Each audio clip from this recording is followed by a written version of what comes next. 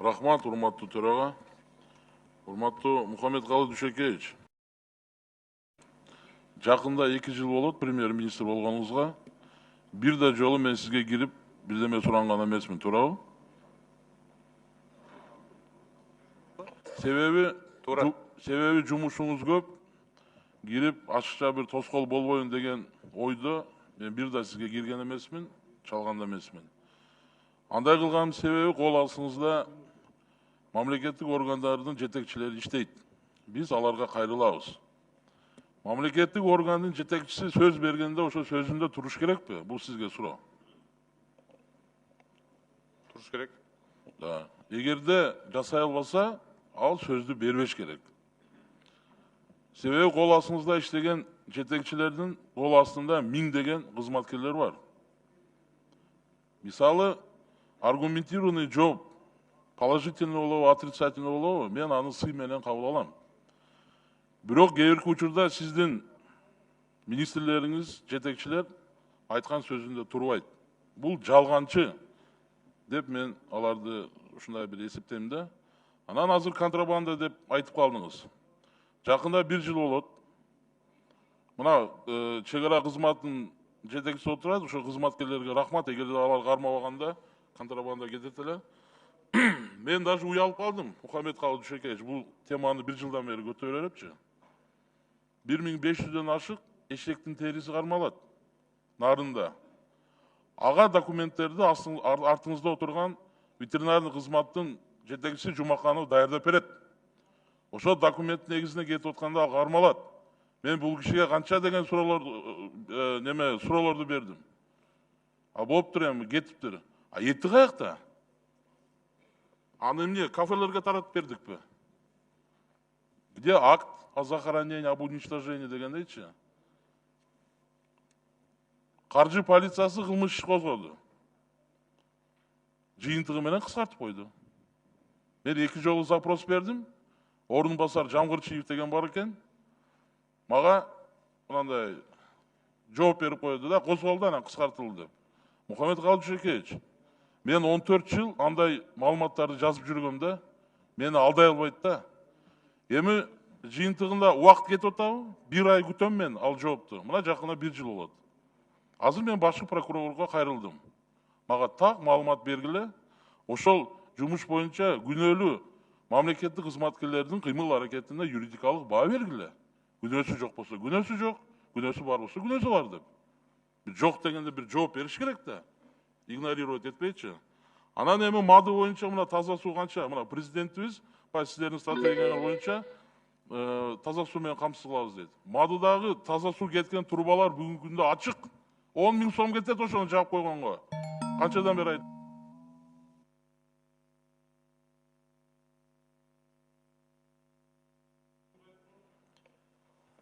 Эшектин териси менен эти жөнүндө аны мен жооп берип коем.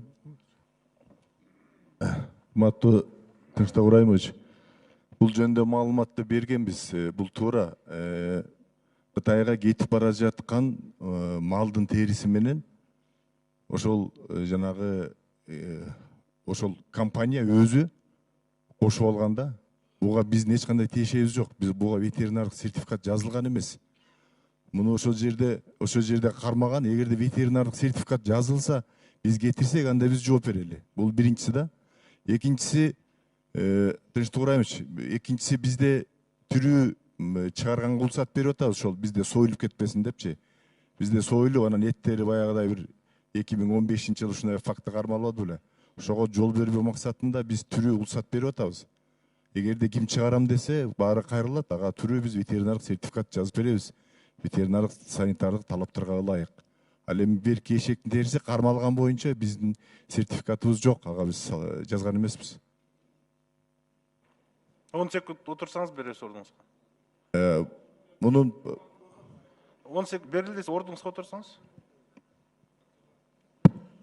Урматтуу премьер-министр, биринчиден ал жерде малдын терisi болгон эмес, ал жерде андатыр. Андатыр каяктан. Анан кийин андатыр деп туруп, анын ичине эшектин терисин коюп салып атат. Чек арада чыгып атканда. Рахмат. Мухаммедкалы Дүйшөкеевич, мен жооп берип коеюн. Бул жерде тактайлычы. Андатырдын териси туура, андатырдын терисине жазылган, ал Казакстандан кирген бизге. Бизден транзит болуп кайра Кытайга чыккан. Ага ветеринардык тастыктоо сертификат жазылган бар. А бирок ошол териге жанагындай эшектин терисин кошуп алган компания. Бул боюнча биздин эч кандай тиешебиз жок. Бул боюнча биз прокуратура органдарына дагы бардыгына жооп бергенбиз. Бул боюнча ал биз жооп бербейбиз чындыгында дагы. Урматтуу депутатка да кат жүзүндө берип койсоңуз ушул маалыматты. Сөз Жулпукаров Төрөбай Закировичте. Рахмат. Мухаммедкалый Дүйшекевич, мынау бизде 2020 жылга жалпы бюджеттин киреше бөлүгү 163 миллиард 710 миллион акча каражат болуп атат. Чыгымдары болсо 173 миллиард 663 миллион, жалпы дефицит 9 миллион 953 миң болуп атат да. А бирок мынау прогноз иштеп атканда мындай анализ менен кабыл алып атасыздарбы? Бизде былтыркыга караганда 13 миллиардка киреше бөлүгү көтөрүлүп атат, туурабы? А эмне үчүн мынау прогноздо сиздер карасаңыздар 20 жылга, 21 жылга азыр эле көрсөтүлүп калганда киреше бөлүгү жалпысынан 169 миң. Бул кантип сиздер эметип атасыздар? Эмне, кандай анализ менен, кайсы тартип менен бекиттиңиздер прогнозду 21 жылга?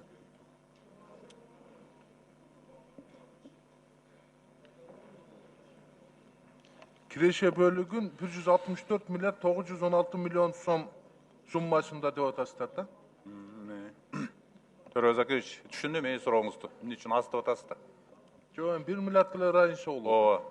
Негизи бизде өзү салт боюнча келерки жылдыкын баягы божомолун көргөзүшү, баягы кийинки келе турган 2 жылдыкы мурунку жанагы мисалы үчүн 19-20, 21 жыл болуп анан кайра 20, 21, 22 болот атпайбы? Ошондо ошол параметрлер калып жүрөт да негизи. А так биз басымды негизи 20 жылга жасап жүрөбүз. Жок, мен айтайын дегеним уже түшүндүмүңүз окшойт. Биз мына 3 жылдык планды, өкмөттүн 3 жылдык планынчы ушул мыйзам менен конкретный биз көрүшүбүз керек да. Эмне үчүн дегенде ВВП канча өсөт, дефицит канча болот, мындай жалпы макроэкономикалык көрсөткүчтөр ошого карап туруп жумуш алып кетпесек болбойт да. Мурдагы эле тартип менен бекитип атканда болуп атабыз да. Конкретный план көрүнүп туруш керек да. Анан мына сиз азыр айттыңыз да өзүңүздүн баяндамаңыздачы, баягы контрабанда менен күрөшүү боюнча бүгүнкү жалпы коомдо өтө өзгөчө мындай көңүл буруулар болуп атат да. Анан өтө жакшы иш кылыптсыздар. Онлайн көзөмөлдөө менин кабинетимде турат деп атасыз да. Значит, бул бир сайтка илип туруп эле жалпы биздин кыргыз мамлекетинин жарандары көзөмөлдөп турууга мүмкүнчүлүк барбы же бар боло турган болсо ошол сайтты айтып койсоңуздар, кантип көрсөк болот? Төрөбай Закирович, абдан маанилүү суроо бердиңиз. Азыр биз баягы тест боюнча текшерип атабыз да. Менин кабинетимде кээде баягы байланыштагы кээде мүчүлүштүк болуп атат. Ушунун баарын тастыктап алгандан кийин ошондой элге эл көрө турган, эл байкай турган бир сайт ачабыз. Ошол жерден баары көрсө болот. Ушундай кылабыз. Сиздер ошону ачсаңыздар, ачык болсун. Ар бир жаран көрүп турганга мүмкүнчүлүк түзүлүп турсун. Азыр мына Сайма Телеком деген бар, аны менен биз торго мына туннелди, ошондой эле мына Бишкек шаарынын аянтын көргөнгө мүмкүнчүлүк бар да. Ошондой кылып эле коюп коюңуздар, көп маселелер чечилет. Элибиз дагы, жалпы калкыбыз дагы мыйзамдын аткарылып атканын көзөмөлдөп турууга укугу бар да. Анан Мухаммедкалый Дүйшекевич, кийинки суроо мына 2 миллиард акча каражаты боюнча, аймактарды өнүктүрүү боюнча президентибиз Сооронбай Шарипович өзүнүн указына жараша 2 миллиард акча каражатын бөлүп берген да. Бирок сиздер толук кандуу колдоно албадыңыздар. Ошон үчүн бул маселени кийинки жылга мынтип калтырбаңыздар. Азыр мына 30 проект деп атасыздарбы? Бул ишке ашкан жок да. Кечигип атасыздар. Ошон үчүн кийинки жылга кандай план? Төрөбай Закирович, негизи ошол биринчи баягы кадам аябай эме болду, оор болду, кандай механизм беребиз деп. Ошого бир 6 ай кетирдик. Анан азыр эми бул азыр айтып аткан 30 проект декабрь айында каржылоосун алат. 534 миллион сому, баягы 2 миллиардтын 534 миллион сому каржыланат. Ушул 2019 жылды бюджет менен жабабыз. кийинки жылга мен айткандай 6 миллиард 800 миллион сомдоп атпайбызбы? Кудай буюрса биз баягы эмелердин баарын бүтүрдүк механизмдерин. Бул шар кетет деп ойлойм да. Шар кетет. Өзгөчө айыл жеринде региондорду өнүктүрүү, андан тышкары экспортко багытталган биздин ишкерлерди колдойбуз. Рахмат. Анан сатып алуулар боюнча ата мекендик өндүрүшчүлөргө дагы бир жолу айтып койсоңуз, Кудай буюрса канча пайыз болуп калат? Мына азыр 8 айдын жыйынтыгы боюнча мамлекеттик сатып алуулардын 48% мурун 13-16 экен. Мындай эсептеп көрдүк. Азыр 48% мамлекеттик өндүрүүчүлөрдөн товарларды, кызматтарды алып атат. Анан эми муну мүмкүн болушунча bir 60-70%га чейин жеткиришибиз керек. Себеби дегенде эми бар эми кээ бир жабдыктар бар, кээ бир товарлар бар, биздин өндүрүш чыгара албаган. Алар болсо келсин. А так биз өзүбүз чыгара турган жана кабель, трансформатор, счетчик дегендин баары мына 20-жылы кылалы деп атабыз азыр.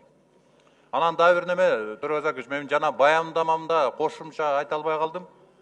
Бажы кызматындагы терминалдарды мамлекет менен ГЧП формасына алып келели деп атабыз. Себеби дегенде азыр менчик терминалдарда. Ал жерде дагы жанагындай ар кандай күмөн ойлор бар да. Ошол жерге келгенде товар жоголуп кетет, азаят, көлөмдөр азаят, жашырылат депчи. Биз ошон үчүн ГЧП менен жанагы бүт наблюдениени ошол жерге алып келип, анан мамлекеттин долясы болуш керек терминалдарда. Биз ушундай механизмдерди кылалы деп атабыз. Анткени мамлекет өзү бизнеске шарт түзүп берип атат да, товарды алып барып складына кийиргенге.